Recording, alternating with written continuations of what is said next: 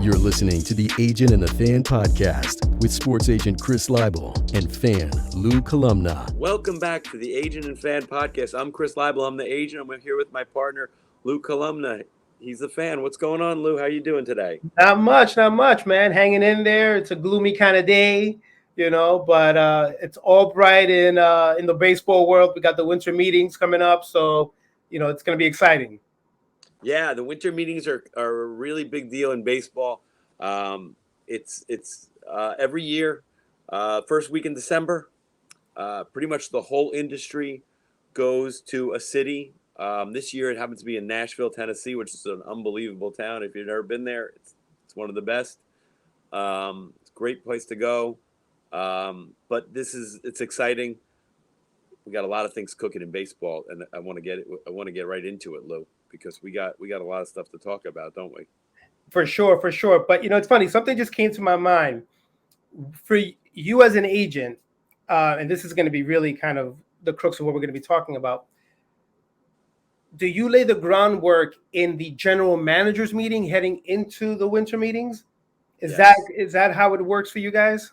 Yeah, generally speaking, the general manager meeting. So, yeah, I mean, for me, the general manager meetings are really super productive.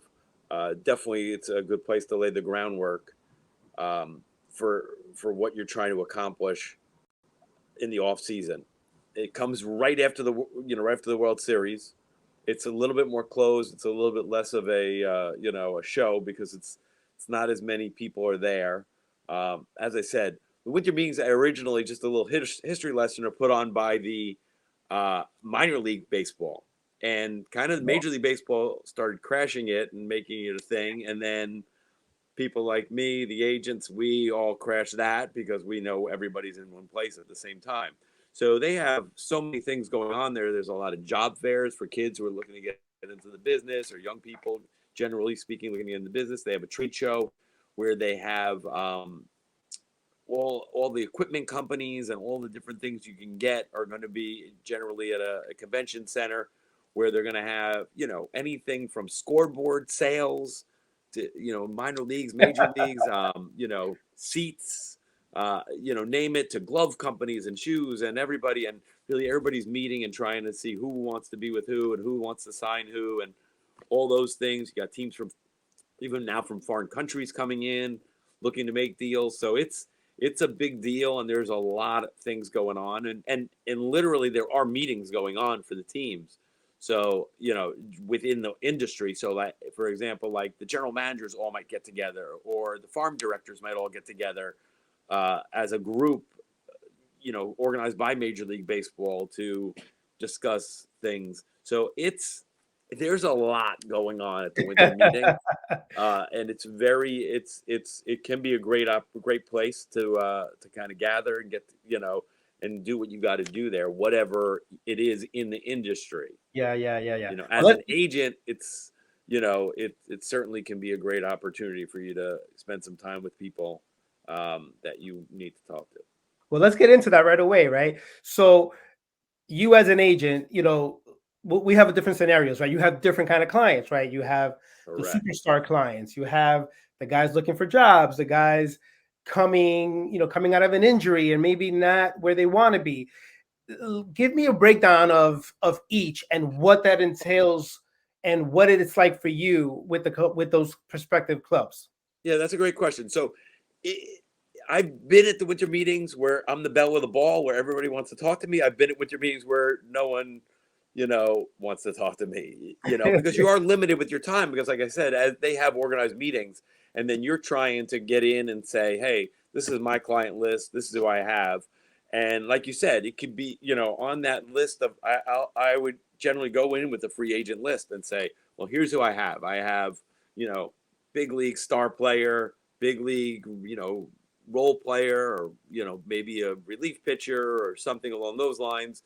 And then you would get into then minor league players, or just looking for opportunities to sign. So obviously you're going to try and hit your markets, and, ideally you want to be contacted by the clubs. Yeah. But as an agent, you also have to hustle, and sometimes you have to create the interest for your players. And by the way, that's for And that's a great point. That's for any agent, right? Because even if you are the creme de la creme of the agent, you may have a client who is not really desirable that you really got to market, and you got to hustle for that guy. Correct. Yeah, you have to do that, and you have to sometimes, again, you have to create a market. You might have a client who came off a decent year, but you're not getting any calls on him. So, that's going to be your job to go out and figure out, like, maybe why you're not getting those calls, but also to go, reach out to those teams. If you have a utility infielder, you might want to reach out to teams that you think might need a utility infielder, or somebody lost one as a free agent. You might go, hey, listen, I haven't heard from you, but why wouldn't you be on this guy? Yeah. He's done this, that, and the other thing. He should be a guy you guys are looking at. And sometimes you're able, good agents can be able to create that interest, and ideally that buzz. That buzz, you're going to get multiple teams involved and interested. Well, let's get into that, right? And I want to start with Severino. Interesting, obviously the potential is there, right? You as an agent, we know he had an off year, a horrible year. Let's be honest, it's what it was. How do you then say, hey, listen, we can, you can get this guy. How do you talk to Severino if you were his agent? What do you tell him? Because obviously, there's ego involved, right? Like maybe he wants a 2 or 3 year contract. How do you then say, listen, this is what it is right now. You want to take less, improve yourself, or we have some guaranteed money. Maybe I can get you 2 or 3 years, right? But maybe not at the money you think, but you're getting guaranteed money as opposed to 1 year, and you want to gamble on yourself to kind of regain yourself and then come back. Yeah, so, with a guy like Severino who's had some good years, obviously, though, bad timing for him. He had a rough year this past year. So, as an agent, again, most important thing as an agent, you got to know your client. You got to know who they are, what is going to make them happy, and what are they going to be willing to accept. Sometimes you have no choice in the matter. A lot of times you won't have a lot of choice in the matter. Sometimes the agent will hold your butt to the fire and try and make you, and try and make you pull something off that you might, and maybe sometimes that works. You just never know. But I think in his particular case, obviously he signed with the Mets on a 1-year deal. I think that's a great strategy, and I think for a lot of guys that's the way to do it. Like you said, you could maybe try and do a multi-year deal, and maybe there were those opportunities out there. But I think for me, and I think if you see like some of the better agents, I think you'll see that. And if you get a client on board, and again, that's an agent's responsibility is to get their client on board and be willing to do that. But to me, that's a great strategy. I think you see Scott Boras do that quite a bit too. You take the 1-year deal. That's not maybe what you're looking for ideally, and just live to see another day, and then hope the client could rebound and have a great year. And then all of a sudden, instead of getting 1-year deals, you're getting multi-year offers for, extravagant numbers. It's easy to do that. I would think, right? When X player, let's say in Severino's case, he signed a 4-year, $40 million contract. When you've already had a bite at the apple, yes, it's a little easier to say, hey, I'll tell, in Severino's case, 13 million for 1 year. I've already made 40. You know what I mean? Is it that simple for a guy who's made 2 million in his career and is in this situation? Yeah, of course, that would be more difficult. But again, you always want to look at big picture. Okay. And I think with in this case, you said he's made the money, but even if it was a guy who hasn't made a lot, you want to try and get him to buy into, look, you made this, you haven't made a whole lot of money yet, but look, this isn't the year we're going to do it because of what you did this past year. Let's go back, show them what you can really do, and we'll blow it out of the box next year at this time. But remember, there's other factors sometimes involved. I mean, there could be injury. You could know the guy has a bad arm. You might know things that that the public doesn't know, the fans don't know. So again, you have to try and maximize your client and get him the best deal in that particular situation. So I think in this case with Severino and his agents, I think they did did a smart thing. 13 million is nothing to sneeze at. It might not be what his expectations were before the season, Sure. but I think if he's being realistic and looking in the mirror and saying, "Hey, listen, I didn't have a great year this year. I know I'm capable of doing a lot more. I'm going to go to a new league. I'm going to bounce back. I know the city. I know what's going on. Yeah. They're going to spend money. They're going to have a good lineup. I'm going to come back, do my thing, and next year at this time I'll be worth way more than I am now." Exactly. Now, I wanted to get to Pete Alonso, but before I do that, what you as an agent, I'm giving you all these scenarios, right? Because these are things that are happening right now in the winter meetings. The prospect from Milwaukee who signed for 80 million, Jackson Chourio. You as an agent, he's never played a game in Major League Baseball. I mean, that's tough to turn down 80 million, right? I mean, are you as an agent going like, obviously, the money, right? But if he turns out to be what everybody projects him to be, he's going to be. I mean, it's a bargain it's a bargain for Milwaukee. How do you kind of, as an agent, manage that where you're like, we know it's going to be a bargain, but I mean, this is good money short term. Well, listen, there's so many different variables in this mix. Again, you don't know the kid. He's 19 years old. We don't know him. If we did know him, you got to see what type of person you have here. Is he a kid who's willing to bet on himself and roll the dice and say, "Hey, listen, that $80 million is great now, but I'm going to be worth $400 million in 5 years. Let's wait. I'm good. I've waited this long." Again, you don't know. Without knowing the kid, I don't know. Yeah. Also, the agent. It's going to come into a factor with the agent. This is not there's nothing promised in this business. As an agent, guys are leaving. You mentioned Pete Alonso. Pete Alonso left his longtime agent and went to Scott Boras after the season ended. Okay, so his old agent had was expecting to cash in this off in the next 2 years on Pete Alonso. Sure. Now that won't happen. It's going to happen for Scott Boras. Sometimes the agents make deals that just because they're afraid they might lose their client and want to, again, that's not ideal. You don't want to do that, obviously, but it does happen. So that's a controversial subject that might be for another time, but sometimes a smaller agency or will be willing to cut a deal that might be sub-market. But again, I wouldn't necessarily say that is the case. But I think that's also for like the high end, prospect, right? I know that back in the '90s, early '90s, the Indians at the time did that with Manny Ramirez and Kenny Lofton and Sandy Alomar. They signed them for less money up front, and that helped them. That helped them to become a contender for years. Right. Who knows if it's coming back to that, for the smaller market teams. But that's interesting. But getting back to Pete Alonso, we spoke about Severino coming off an injury, getting 1-year contract. About Jackson Chourio, a rookie. What about Pete Alonso, who's not even a free agent? What is that like at this time during the winter meetings, you as an agent? So Pete Alonso is a really interesting case, and I'm glad you brought him up because I did want to talk about that. Obviously, he left his agent.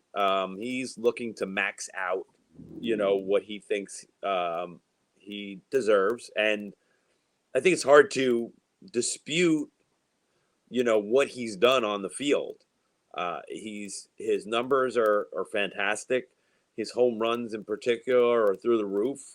There's not too many guys that you could just pencil in what this guy has done over the beginning of his career here through the first 5 whatever years of his career. So he certainly feels like he has a high value, and obviously the big question is, are the Mets going to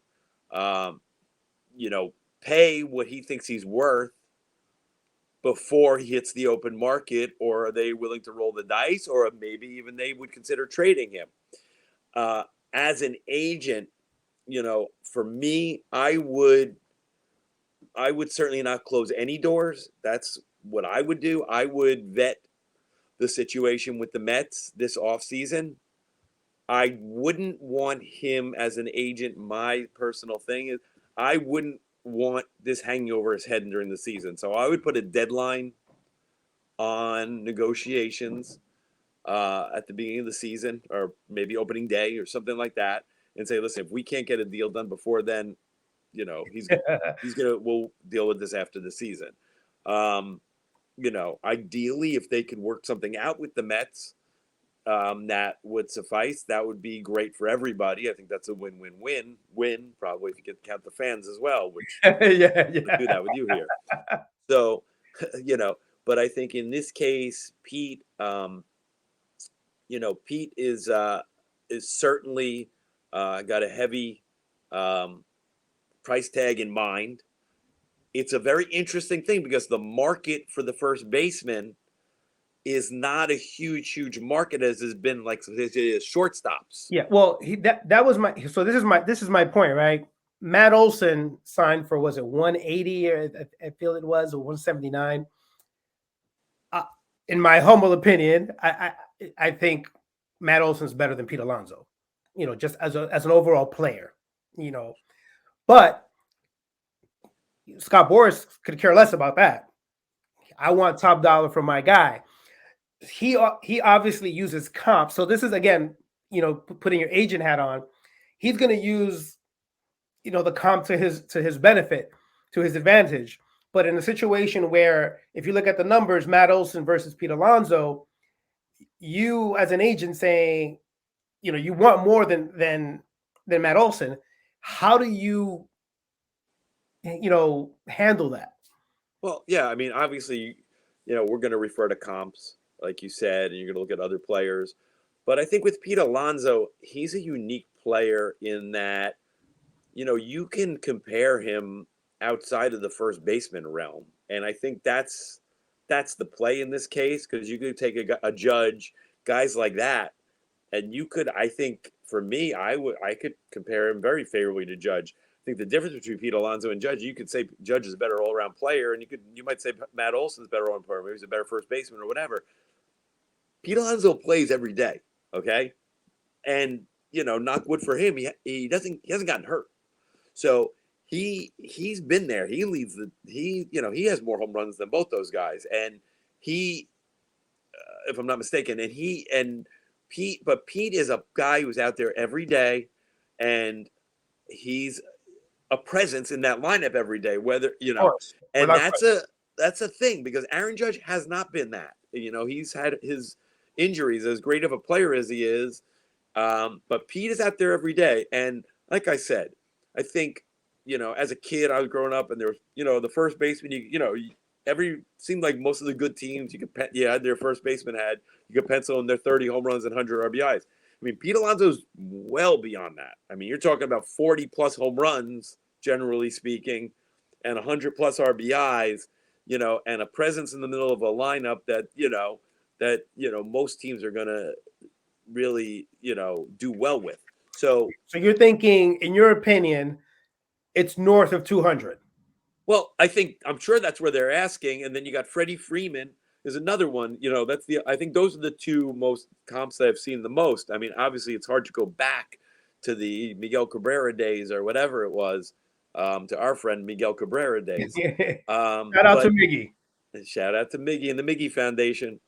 But, at the end of the day, I think Pete, he's got, the Mets are the richest team in baseball. Scott, I'm sure, is carefully combing the market and trying to figure out who will have what and how much they'll have and who will be willing to pay when, assuming he doesn't re-sign with the Mets before the end of the 2024 season. So, and Scott is famous for, taking his guys to free agency and rolling the dice. He's a riverboat gambler. And he's generally done very well with it. Generally done very well. But he has done very well with it generally. So you can't really knock what he's done. So, if I'm Scott right now and Pete's my client, I'm thinking, you got the richest owner in sports by a lot. Yeah. And you got the centerpiece of his team right now. And I think if he handles this the right way, and I think he will, he's going to get what he wants out of him before taking him to free agency. And, Pete will win and Scott will win and Man, the the Mets Mets fan fans will will win. The win, Mets fan will win. But here's a question, and that I have, and here's a comment. We were talking about the richest team in sport, like the richest owner in sports. And we'll get back to Pete. This is just something that just kind of came across my mind. I have been thinking about this. Steve Cohen is the wealthiest owner, worth billions. Let's just use the Yankees because they're in the same town. The Yankees are worth billions. To me, it's like, if you're talking like, hey, I'm the Kansas City Royals, I'm the Milwaukee Brewers. But if you're a big market team like the Dodgers, like the Cubs, like the Yankees, you're a big, you have the money. You know what I mean? It's like the Yankees are worth right now, this whatever, $7 billion, for example. I mean, at that level of money, Steve Cohen's $16 billion. I don't see. That's just me. Again, I don't know. As an agent, when you're looking at contracts for your guys, and the reason I'm talking about that is Scott Boras, right? This always fascinates me as a fan, and it's like, and you hear this from a lot of from a lot of critics of Scott Boras, and so it's always like, it feels like the players work for Boras in terms of the other way around, because the only person I can remember in my lifetime, Bernie Williams told him, no, like, I'm going to sign here. What if Pete says, I want this deal with the Mets and I want it done now, and I don't want to wait until free agency, get this deal done now. Because but, to your point, Scott is one of those like, hey, at what point does the player, say this, Scott, and I'm just, you work for me, I want this done now. I don't want to wait until Look, every scenario is different, which is why it's hard to speculate on what it is. But you said, I mean, I think Scott is known for taking control of his deals, his clients, and making decisions. And but I don't think he does what he does without having getting the players what they're asking for. I think generally agents like Scott are like, hey, I'm the agent, I'll take charge of this, I'll take control, and we're gonna. I mean, it's worked for him, obviously. But the bottom line is, I mean, Scott works for Pete. I mean, and Pete also, again, he just got changed his representation. If Pete isn't happy with what Scott's doing, so Scott really, as an agent, does have to walk the line a little bit. But again, you have to know your client. You have to know, he might go, hey, if you don't get me this deal, I want to get a deal with the Mets. I'll find somebody who will. You know what I mean? And he could, he can get rid of Scott too. I mean, because players have left Scott. It's not like he has every player in the market, right? It was, that always just fascinated me, because it's always like, a thing with Scott.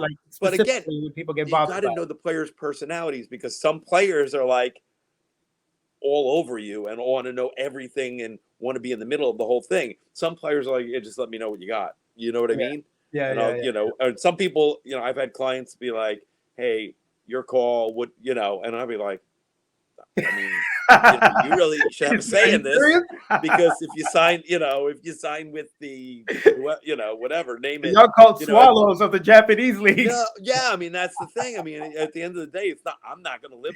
I mean, I'll represent you, but I'm not going to be the one who's going to pick up and move my family across the country or whatever it is. You know what I mean? Like, that's a real personal thing there. But look, at the end of the day, I don't think there's too many guys. I think Scott's going to try and maximize every deal he can get and try and get the most money he can for his clients. And I generally think clients, the players, want the maximum they could get. You do have outliers from time to time. You mentioned Bernie Williams, guys like Tony Gwynn, or if you go into other sports, like Pete. Pat Tillman, turned down a lot of money to stay with the Cardinals at that time, back in the day, or whatever. I mean, you do get those guys, but generally speaking, most guys are going to take the most money and call it a day. Again, as an agent, you're going to want to sit down and talk to them about the different advantages, disadvantages. Hey, if you stay here, you're going to have this, this, and this. Hey, you got this, that, and that there. I know you like this manager better. I know you like this better. No state income tax. All those different things that you're. All those things. Yeah, all those things fascinate me. I'll make this my last point with regards to baseball. All those things fascinate me, right? Because you have the players' union, obviously, you have the agents, and then you have the team. And I always think as a fan, there's no bigger Yankee fan than myself. But I remember when Robbie Cano was a free agent and he went to the Mariners, I wasn't upset. I was kind of like, hey, listen, they want to pay him. Again, obviously, we're talking use some money. It's not my money, but it's like, hey, I don't want to see a 42-year-old Robinson Cano on the Yankees. If they're willing to pay him that money. Well, you were looking bigger picture and as a fan. But my point is with Robbie Cano, he took the money, obviously, as he should have. But I can't help but think, like, man, if the Yankees would have come even close, would he have gone back to the Yankees? Considering you just don't I'm know. Going to be where I want to be. I'm going to be with a team that, that I grew up with, who made me the player that I am. And for, again, I'm not telling Robinson Cano to take a steep discount, but if let's say the money, it was, $240 and the Yankees were offering $210, does that extra money, you know what I mean? Like no, the answer is no. The general answer is the guys are going to take the most money. Yeah. And then, talking about a small amount of money, be in a place where he's not happy and that he's not going to end. The guys are going to take the most money. I'm going to tell you 98 out of 100 are going to take the most money. Oh, no. Without question, which is what he did. Well, that's $30 million. You just mentioned $30 million. That's a lot of money. No, I understand what you're saying. My feeling is, though, when you get to that level of money, and then you're saying, hey, if you could become you can stay with New York or with either the Mets, like Pete Alonso, right? Maybe Pete will make 20-30 million more somewhere else, but you become a legacy player with the Mets. It's not as important as the fans think it is to the players. They're going to try and max out their money as best as they can. So what do you tell a player who's going to sign, who's made that decision? Hey, I'm going to go for the most money, which is what, again, I don't begrudge him because I feel that every player should get what they want. But he's going to end up in a city where he's not going to be happy. How do you balance that out? They'll be happy if they have the most money. That's how it is. That's how it works. Yeah, you're going to have the most money, but then you're going to be, let's say, on a team. Yeah, but Lou, perennial losers. Are you going to be happy? Lou, you're fantasizing it. It's not. You're romanticizing. Not fantasizing. You're romanticizing it. Let's be real here. It's about the money. It's almost always about the money. And sure. What's the Bill Parcells quote? When they say it's not about the money, it's about the money. Yeah, it's Lou. But Lou. But Albert Pujols left St. Louis. Okay, it's just part of the way it is. Yeah. Guys are going to max it out, and if you're talking about a couple $100,000, maybe you're right. But when you get into the millions, look at I don't care, Lou. Jose Ramirez in $500 million, and I've heard fans have told me this all the time. What's the difference if it's $500 million or $504 million? Well, the difference is $4 million. That's a lot of money, buddy. So, look, at the end of the day, that's our jobs.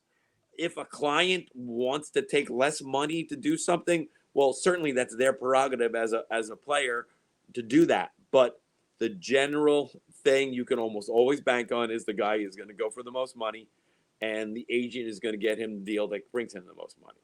Yeah, and by the way, I don't disagree with that in context, right? Like I'm not saying like, hey, player X was offered $200 million and then the other team offered him $120. But I'm saying if that you're going to be, and I'm talking about whatever. Yeah, but Lou, you're no. Are you telling me? So what about Jose Ramirez in Cleveland? He definitely took less money because he was like, and he's like, hey, I'm happy here. Certain guys, here. okay. It's certain guys. That's the Wow. answer. Certain guys, but most guys are not. Most guys are going to take the most money they take. A guy like that who's comfortable there, he's comodo, he's good. He's going to take that. He'd be willing to do that. But I'm just telling you, that's what it comes to at the end of the day. Pete Alonso didn't hire Scott Boras to get a bargain from the Mets. To get him, bargain from the Mets. Exactly. And by the way, Pete deserves and I want to say this, every player deserves whatever they can get. I don't begrudge any player. That's what I say. But I just feel like there's also, for me, again, I know I'm being, I just feel like there's a point where, like, man, like, I'm going to go to X city and I'm going to have the money, but I'm going to be on a perennial loser. Nope, they don't. And then I'm going to have. Look, but you're going to get the call 3 years from that contract. Get me out of here. No, I don't think so. But half the guys, Lou, just remember, half the guys in the league now are don't even know anything about the country. They just get thrown into a place. So Jose Ramirez got thrown into Cleveland, and that's all he knows now. Yeah, you know what I'm saying? So at the end of the day, like, that's just the way it is. Maybe Jose Ramirez goes, "Oh my God, I love Miami. Just get me with the Marlins. I don't care." But I'm just saying, like, I'm just telling you, like, these guys become creatures of habit a lot of times. Yeah. But on the same token, the money is the thing. It's the thing. It's the only thing. So so and this is the last thing about baseball before because I want to get into football. When an agent talks about the average annual salary, right? And they always kind of preface that within the context of the contract, right? Does that matter? Does that matter that Pete Alonso beats out player X for the average money? Does it matter as long as you're getting your money? It can. It depends on the guy.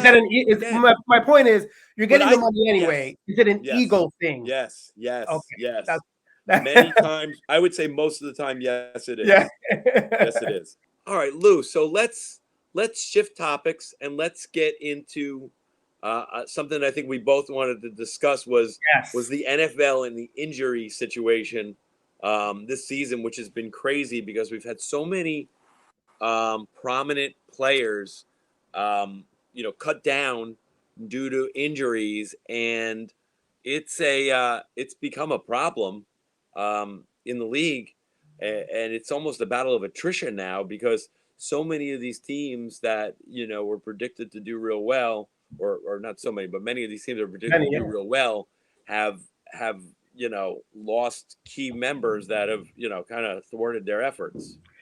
Yeah, man, it's been pretty amazing. I mean, Joe Burrow, being the latest. I mean, that's a big name. I mean, their hopes are gone. You know what I mean? Yeah, Joe Burrow was hurt at the beginning of the year. The team kind of struggled. Then he got healthy, and the team looked like they were. I mean, I was one of the first people saying I had them going to the Super Bowl. I thought they were going. Too. They were really playing well, and then he gets hurt, and now he's done for the season. Obviously, Aaron Rodgers, we've already talked about him and his injury with this torn Achilles tendon, which is like the trendy, it's like the trendy injury that all the cool kids are getting. So that's been tough. And then, I think the one thing is that, that's something to discuss is why every single game someone tears their Achilles tendon at MetLife Stadium here in New Jersey. Because we just had a very, very, very important player, really honestly, in this whole Super Bowl chase, just non-contact, a 24-year-old player just tore his Achilles tendon on Friday in the Black Friday game against the Jets. Jalen Phillips from the U,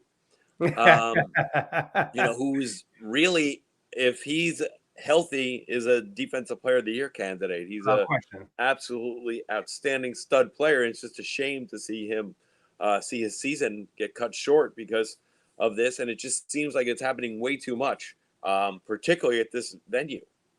Without question, it's happening way too much.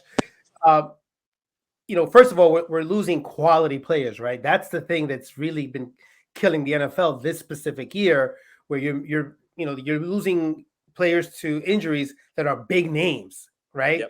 Yep. Listen, if it's the third string quarterback or the a non-roster invited player who makes it, we don't care about those guys. But when you lose these stud players, it has an impact on the league, and that really kind of messes everything up.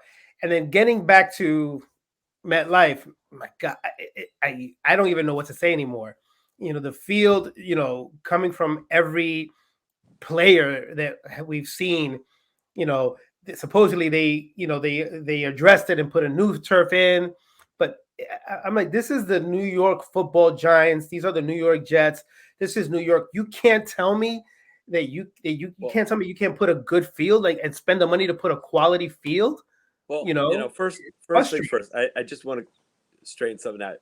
You said no, we don't care about them. I mean, as an agent, you care about all your no. all the players.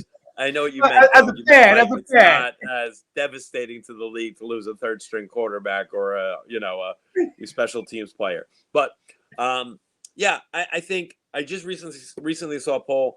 MetLife Stadium was voted by the players the worst stadium in the league. I mean, this is a relatively new stadium they built.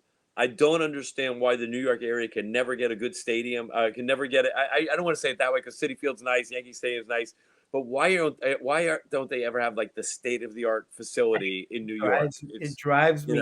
They're nice stadiums, but at the end of the day, Yankee Stadium was $1.2 billion with a B dollars it costs.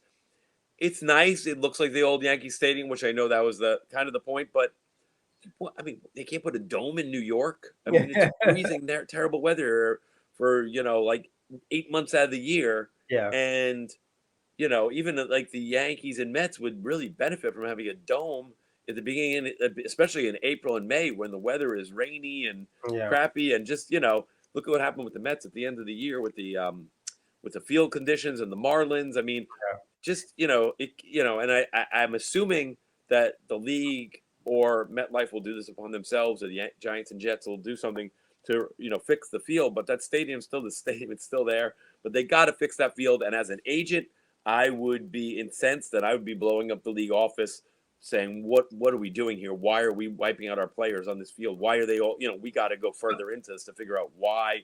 But I don't think it's a coincidence at this point that MetLife has so many injuries at it.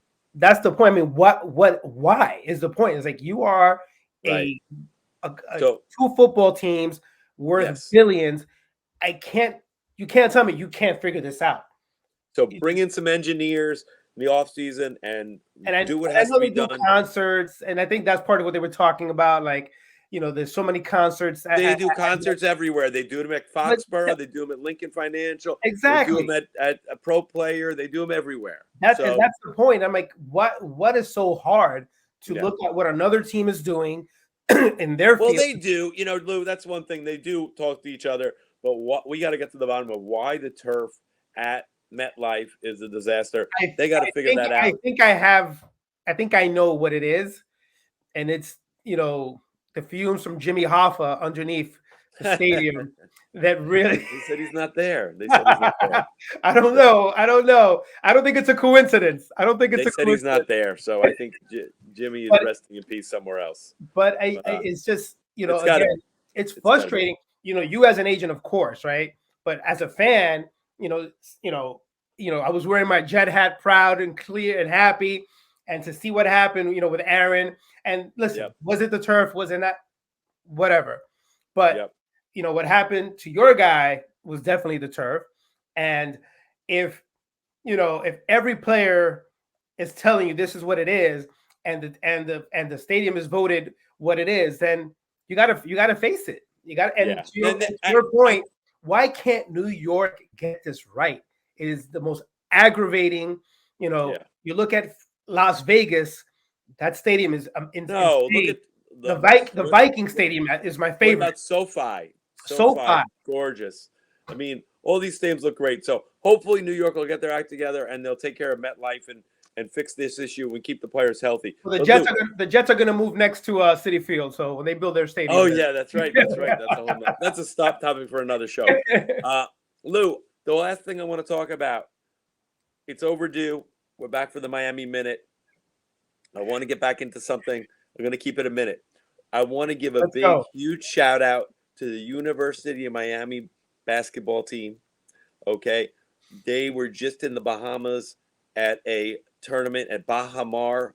I actually was lucky enough to go down there. They dominated. They won the tournament. Not only did they play great, we had a chance to spend some time with them, my family and I. They couldn't have been nicer to my kids. Their kids are playing with them at the pool and in the beach and throwing a football around and just having the best time. Such great people. The whole team, just nice guys. Special shout out to Wooga Poplar, who is our fantastic player. Great kid from Philadelphia. Such a nice kid. His parents are the nicest people. They work over at Temple University. And just a great group of kids. They dropped the game against Kentucky the other day. It wasn't our night, but they will bounce back tomorrow against Notre Dame and take it from there because we're going to go right back to the Final Four this year. That is the Miami Minute. Amazing. Listen, you told me how great that was in the Bahamas. I can only imagine. I saw some of the pictures, but it's great that they do that. Yeah, fantastic stuff. Anyway, everybody, thanks for joining in. Thanks for tuning in. We'll see you next time. We're going to have a post-winter meeting show next week. See you then. Take care. Take care, guys.